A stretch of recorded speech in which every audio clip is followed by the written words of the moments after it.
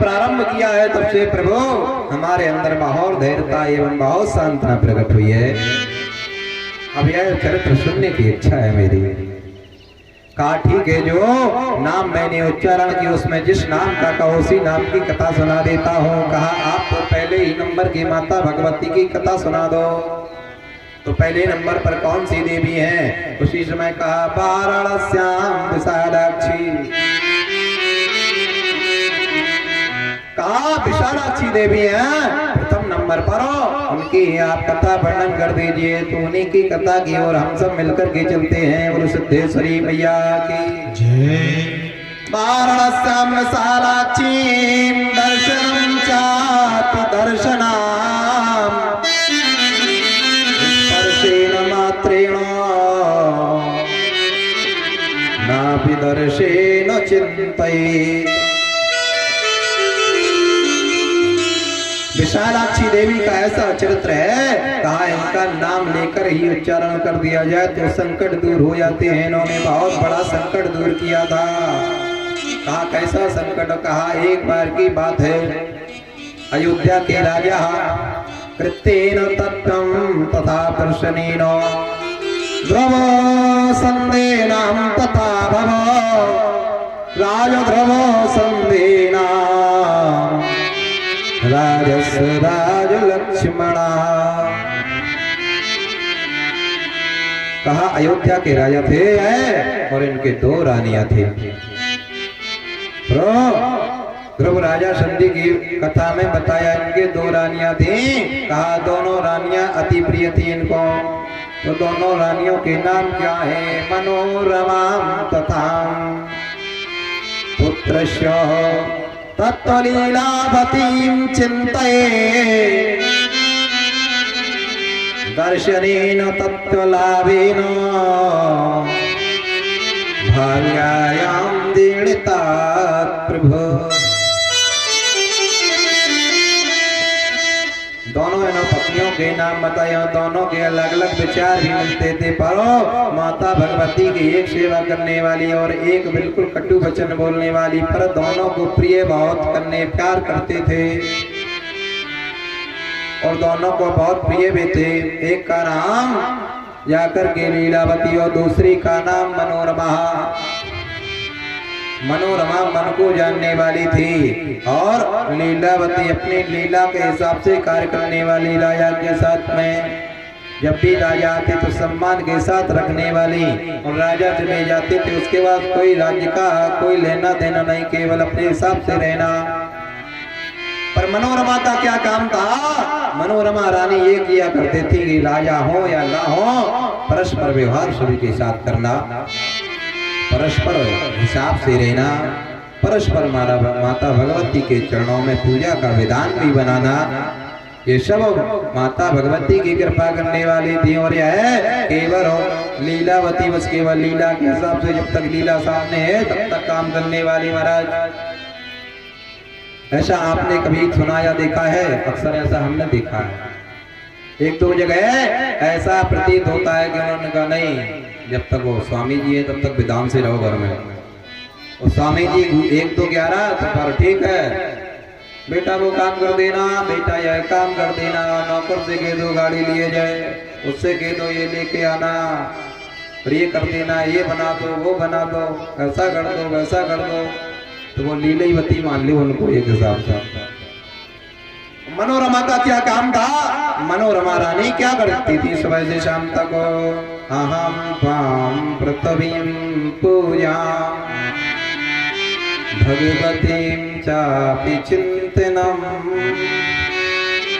पृथ्वी स्थानेन मात्रेण देवालयं दीपोत्सवः।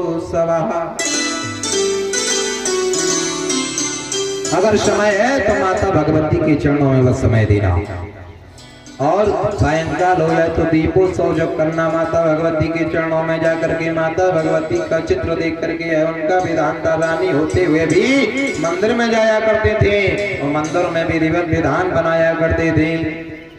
तो यहाँ पर क्या कृत बनता है, लीलावती जब राजा आ जाते हैं तो अपनी लीला दिखाने लगती थी, कहती थी वह तो रानी पूजा ही करती रहती है आपकी दूसरी वाली।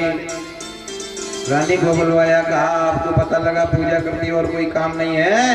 कहा प्रभु आप जैसा कहोगे वैसा ही होता जाएगा, आप पूजा कहोगे तो बंद हो जाएगी, हम तो पूजा मन में भी कर सकते हैं, कोई मंदिर जाने की जरूरत नहीं है, क्योंकि मन ही मंदिर होता है और मूर्ति की एक और आराधना होती है। जो मन में मंदिर बसा लेते हैं उसका आराधना अपने आप देव शक्ति में ही मन में मंदिर हो जाता है। ये विश्वास की बात होती है, क्योंकि विश्वासम फलम दायकः, जो विश्वास के साथ पूजा करता है उसका फल स्वरूप बन जाता है। तो वह कहने लगी जैसा आप कहो प्रभु, पहले आप हो फिर पूजा है। उसी समय राजा रह जाते हैं। राजा सोचते हैं अरे कह तो बात दूसरा क्या कृत करें, कृतेन तत्तथात्मरूपम समयेन च तथात्म चिंतनाम चिंतनाम तस्य पुरुषस्य देवो जानाति जानाति न। कुछ समय बीता, समय की अर्धाली पर समय बीता, एक एक पुत्र हुए, एक एक पुत्र हुए। तो लीलावती पुत्र शत्रुजिता, शत्रुजित एक इनके पुत्र हुआ जिसका नाम शत्रुजित रखा गया। लीलावती के पुत्र का नाम, और मनोरमा के भी कुछ समय बाद पुत्र हुआ तो उसका नामकरण संस्कार भी किया गया। पुत्र तथात्म दर्शनम सुंदर स्वरूपेण दर्शना। मनोरमा का पुत्र सुंदर मनोकामना को देखता हुआ इतना सुंदर लगता था, इसलिए उसको देखते देखते उसका दर्शन मात्र से उसका सुदर्शन नाम रख दिया। इतना सुंदर लगता है ये कि लीलावती के पुत्र से भी सुंदर, और उसका नाम शत्रुजित कहा, ये शत्रुओं को जीतने वाला होगा, इसलिए इसका नाम शत्रु रख दो। लीलावती के कहने पर रखा गया था। जो स्त्रियों के नाम रखे जाते हैं पुत्रों के तो वैसे ही होते हैं। देखिए क्या कृत बनता है यहाँ पे, और यहाँ पे राजा और ब्राह्मणों के द्वारा दूसरे का संस्कार किया गया, तो वो बालक कैसा निकला तो बताया गया है। मनोरमां पुत्रस्य सुदर्शनेन तथात्मनां पुत्रस्य सुदर्शनां तथात्मनां नामस्य चात्मनामनः।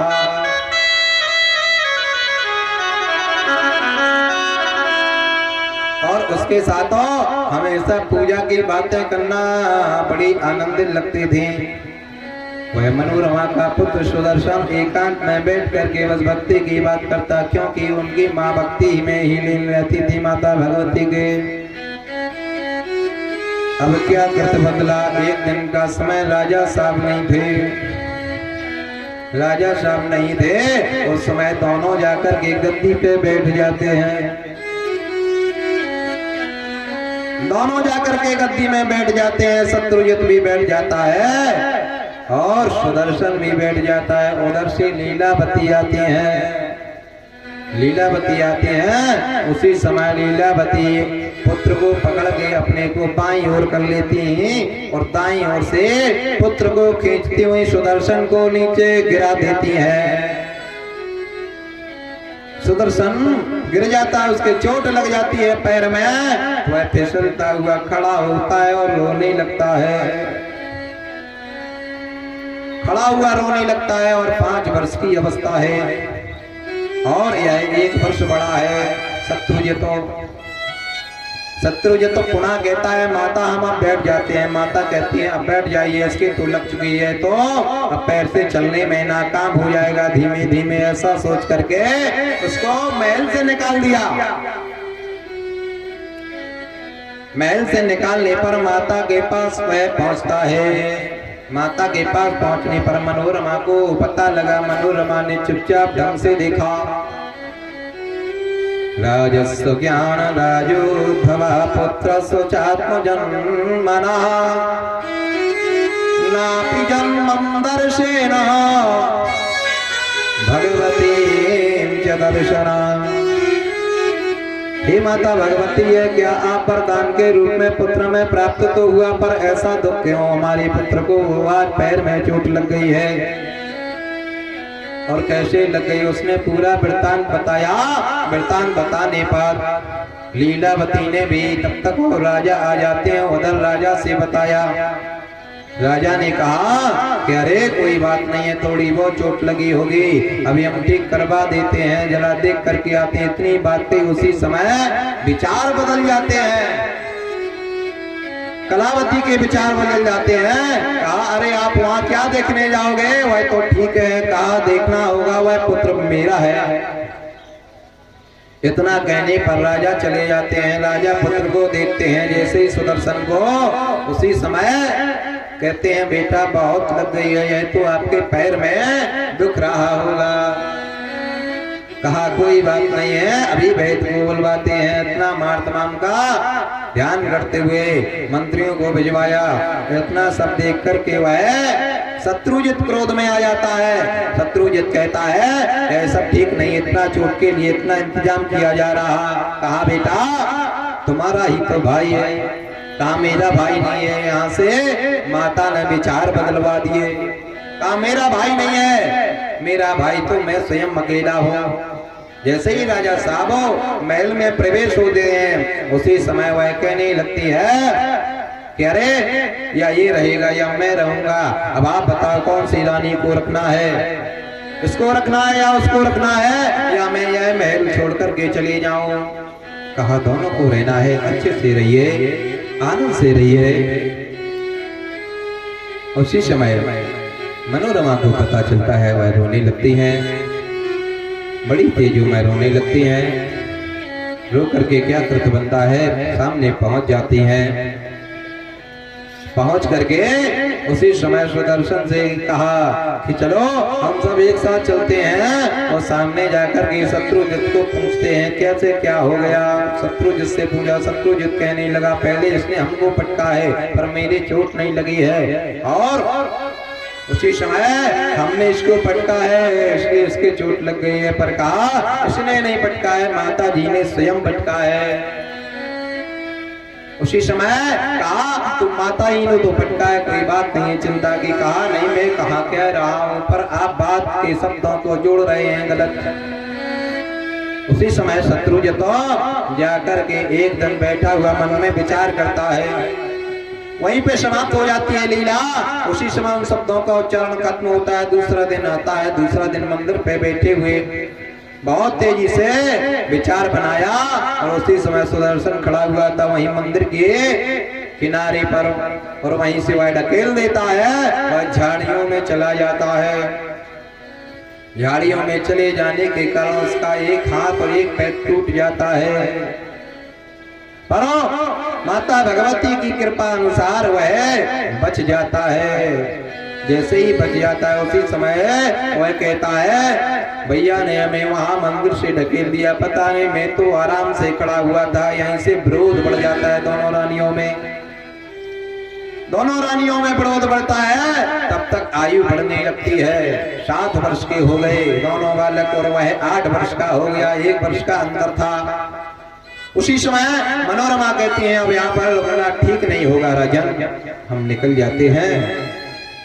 आप अपने राज्य को संभालिएगा, अच्छे से रहिएगा, और लीलावती को भी ध्यान से रखिएगा। उसी समय जो यह बात कही, कहा चले जाने का तो यह नाटक कर रही है, कभी नहीं जा सकती है। उसी समय राजा के सामने कहा आज आप बंटवारा कर दीजिए, हमारा इसको एक एकांत में स्थान दे दीजिए, बाकी का राज्य हमारा होगा। राजा सामने खड़े हुए, राजा कुछ नहीं कह पा रहे हैं।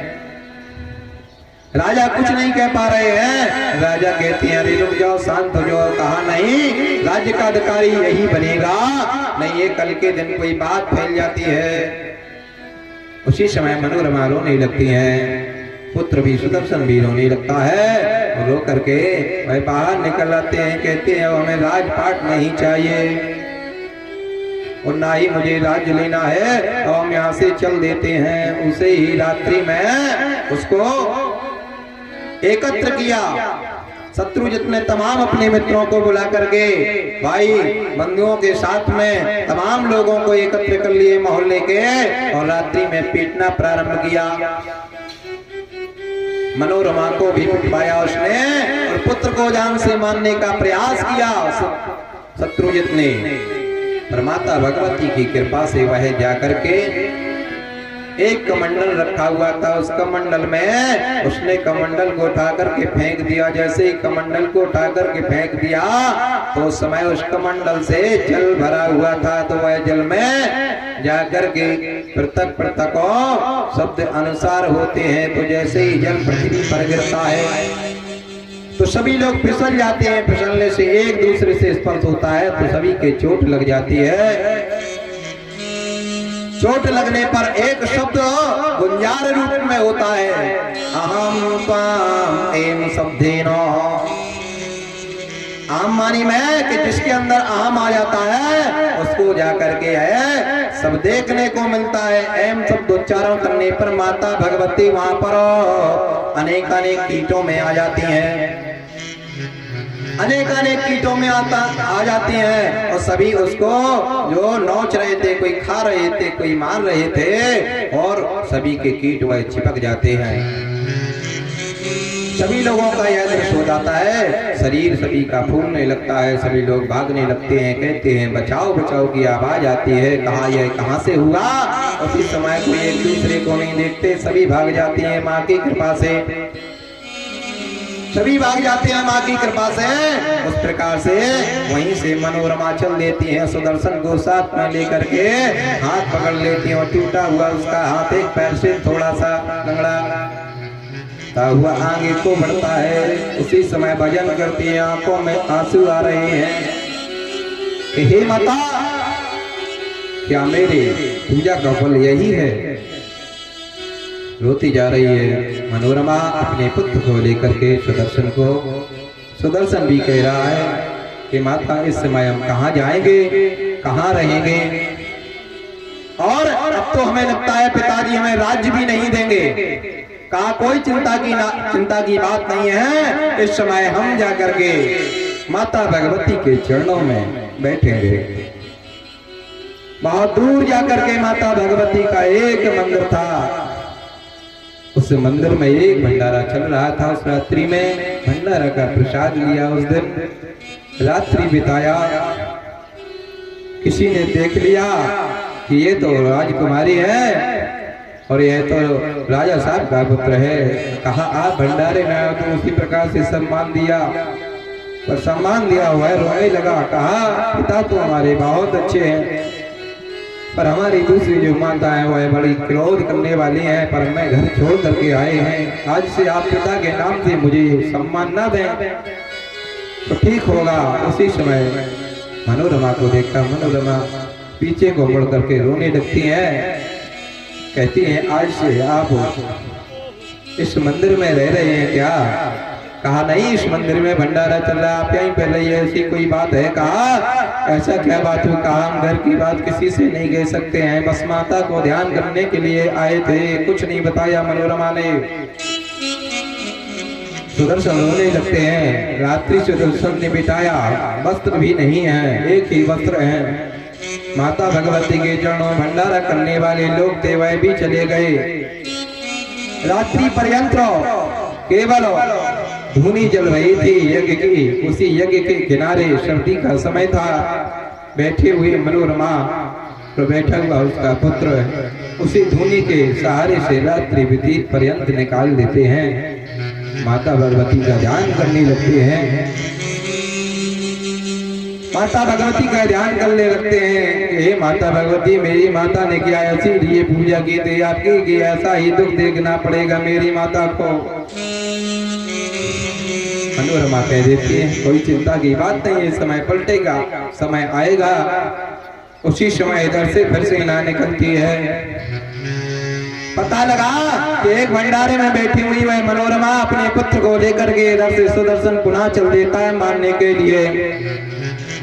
तथा राजम शत्रुजित सुदर्शने सुदर्शन को मारने के लिए शत्रुजित पुनः चल देता है अपने राज्य के कुछ अधिकारियों को लेकर के। पता लगा तो वहां से तत्काल वहां पे संत महात्मा जो ठहरे हुए थे वह महात्मा कहते हैं जो सेना आ रही है वह तुझे और तेरे पुत्र को समाप्त करने के लिए आ रही थी, यहाँ से भाग जा, कहीं और किसी की शरण में पहुंच तो रक्षा होगी।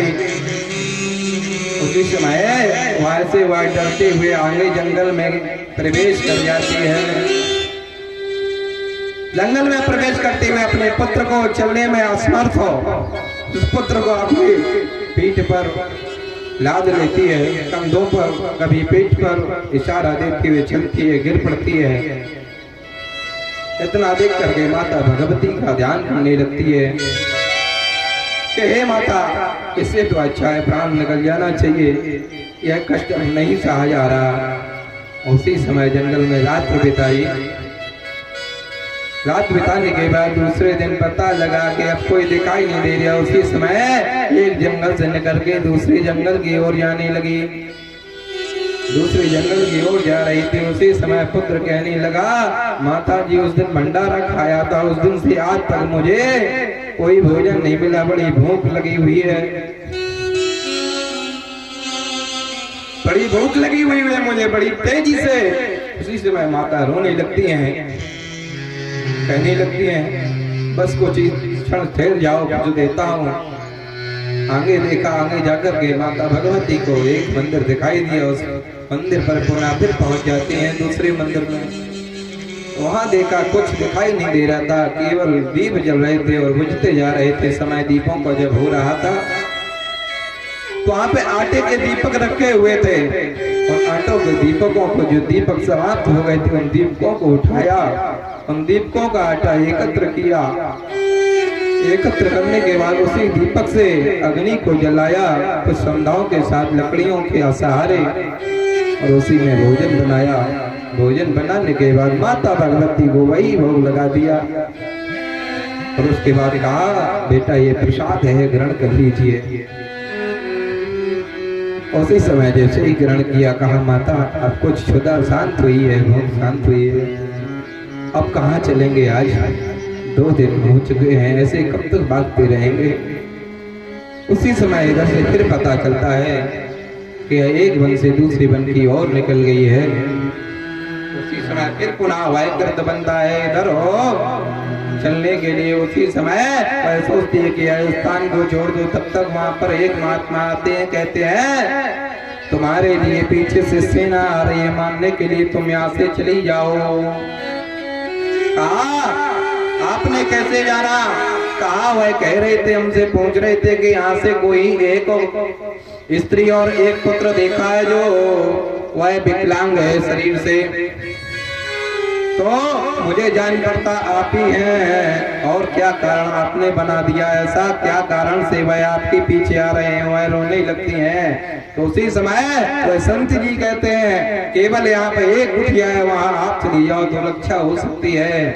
कहा सामने जाकर के जो कुटिया दिखाई दे रही है वह जाकर के कुटिया ऋषिराज की है। भरद्वाज ऋषिराज रहते हैं उस पे, वह सबकी रक्षा करते हैं। कोई भी चला आए वहां चली जाओ, रक्षा हो जाएगी। उसी समय उस और कुटिया की ओर बढ़ती हैं। कुटिया की ओर जैसे ही बढ़ती हैं तो तैसे ही देखा, उसी समय जाकर के ऋषिराज ने देखा। ऋषिराज कहते हैं अरे तुम दोनों कौन हो, कहाँ जा रही हो? यहीं पर ठहर जाओ, पहले जलपान करो। जलम तथा प्रव्य जलम प्रसाद भक्षणम तथा पिना पूजनो तत्जीवितम तथा प्रभो। मुझे लगता है तुम इतनी डरी हुई हो, तुम कौन हो और ऐसे घनघोर जंगल में निकल करके कहाँ भागती जा रही हो? प्रसाद जरा ग्रहण करो माता भगवती को। यहाँ से जो निकलता है वो मेरा काम है, प्रसाद को ग्रहण कराना, जल को पिलाना। यह आप करके फिर निकलो, कहीं अगर जाना है आपको। कहा हमें कहीं नहीं जाना, हमें आपका स्थान बता दिया गया है, पहले आप हमें छिपा लो फिर आपको पूरी बात बताते हैं। उसी समय ऋषिराज कहते हैं सुदर्शनो तथात्मानां दर्शनम जाति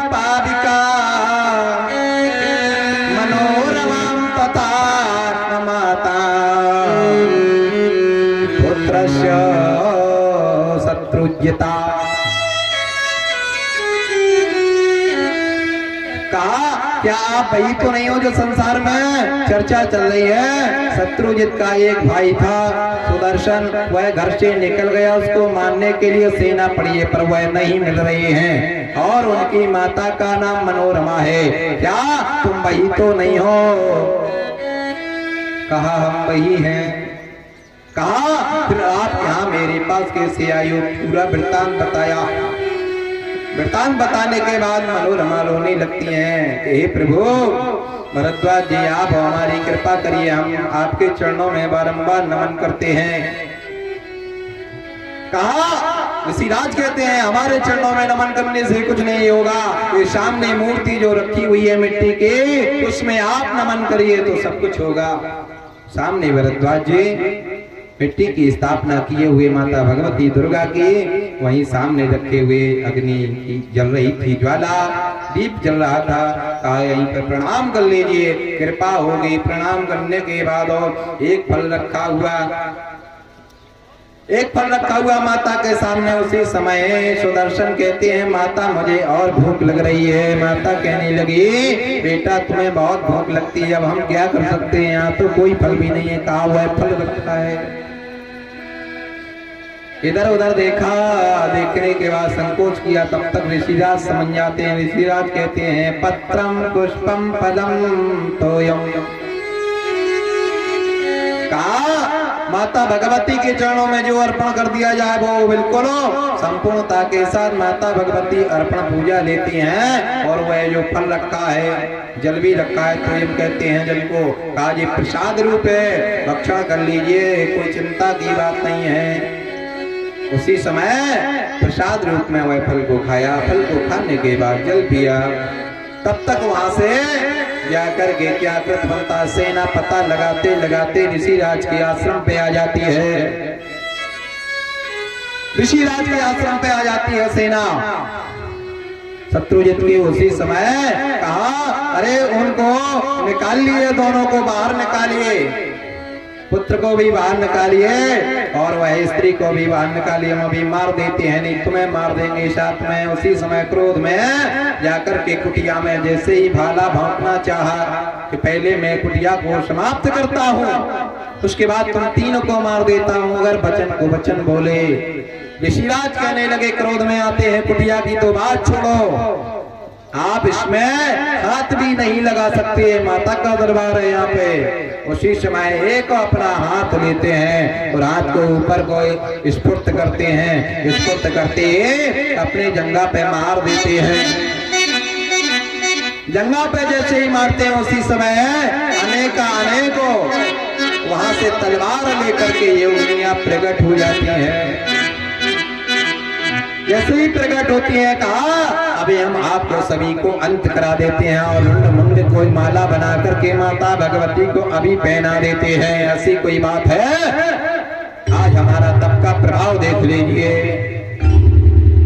उसी समय सभी चकित हो जाते हैं, सभी चकित होकर के तत्काल वापस लौट जाते हैं और ऋषिराज के आश्रम में उसी दिन से आनंद से रहने लगते हैं। आनंद से रहने के बाद कहा एक दिन समझाया बैठा करके, ऋषिराज ने समझाया, कहा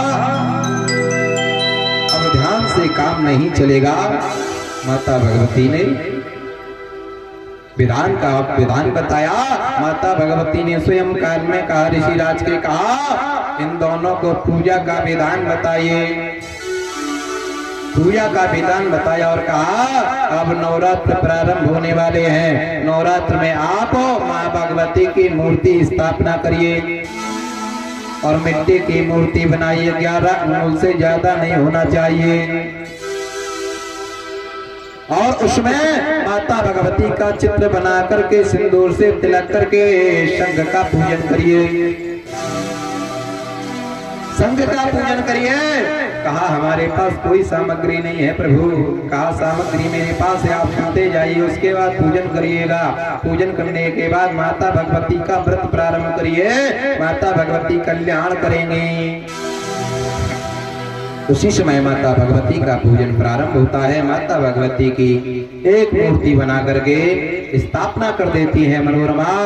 स्थापना करने के बाद पूजा प्रारंभ होने लगता है, आनंद से रहने लगती है और वह वाला पूजा सामग्री एकत्र करता है माता के लिए, मनोरमा के लिए। मनोरमा माता की पूजा करती है सायंकाल में। बोलो सिद्धेश्वरी मैया की जय। आदि शक्ति महादेव भवा